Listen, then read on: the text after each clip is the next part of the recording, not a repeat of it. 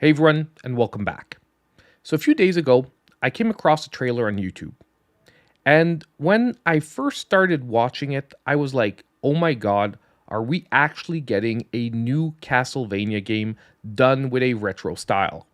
Or is it maybe a new entry in the Bloodstained series, done in the style of the Curse of the Moon games? But when I actually started paying attention to the trailer, when we got to the end, and I started looking into it, it is actually something completely different, and maybe even something even better. And that is what I want to take a look at today.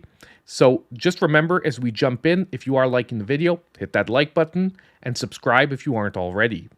So first of all, what this game actually turned out to be is a completely original indie game called The Transylvania Adventure of Simon Quest.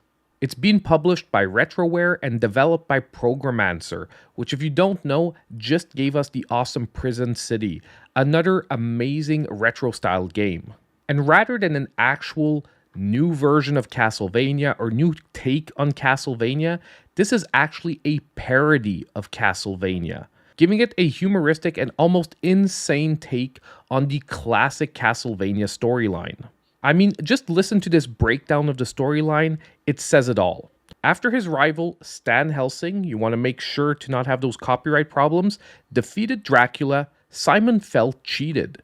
So to gain back the glory robbed from him, he sets out on a perilous quest of retribution to resurrect the evil Count piece by piece for one purpose: to slay Dracula himself. Traveling across the world of Transylvania, Simon must conquer mansion after mansion to obtain all the items necessary to raise the vampire lord.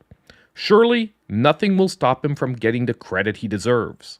Now, when I read that, I actually broke out laughing, and as I said earlier, it almost felt like it was better than an actual official sequel to Castlevania. I mean, part of me is even wishing for a ridiculous ending, sort of like after the last battle, Dracula actually gets away and Simon looks like a total idiot. It just feels like it's the perfect direction for this game to go and even set up a sequel. But what sells this even harder, that we can see in the trailer, is how they've managed to reproduce a visual style that is extremely close to the original Castlevanias, with maybe the color scheme that's closer to something that we would see from Bloodstained.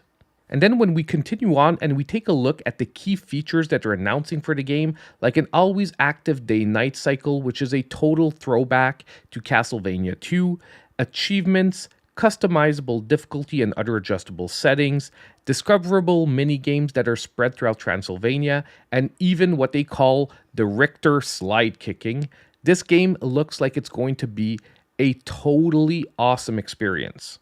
And I've been waiting for other great indie games to get me super excited about the future for the Nintendo Switch, and this one just brought it up to 10.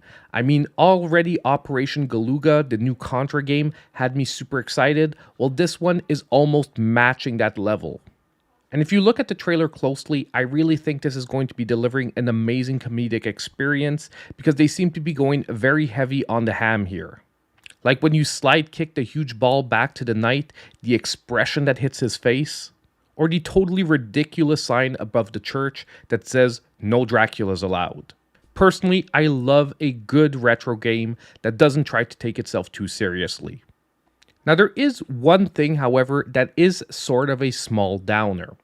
It's that for the moment, the game is announced for 2025, meaning that we can't expect to be playing it anytime soon. But at the same time, this is a huge lead-up announcement for an indie game. It's pretty rare that indie games get announced this far ahead of their release date. But what that tells me is the publisher really believes in it, and we're most likely going to get something quite memorable.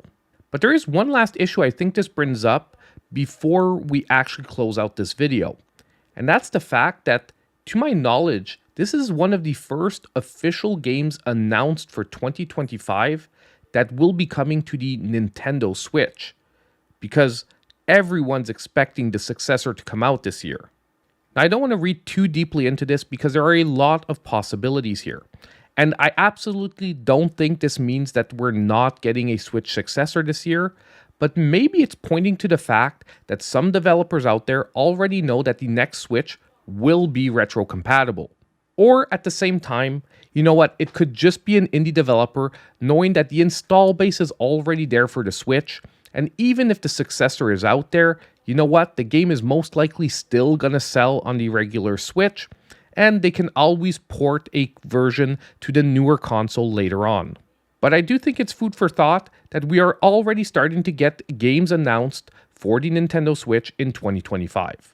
Well, anyway, I didn't want this video to be too long, but I was just so hyped about this new announcement, I had to talk about it. Let me know what you think in the comments down below. And don't forget, on the way out, hit that like button and subscribe if you aren't already. Click on that notification bell so you know when all my future content comes out. And as usual, I hope I'll see you in my next video.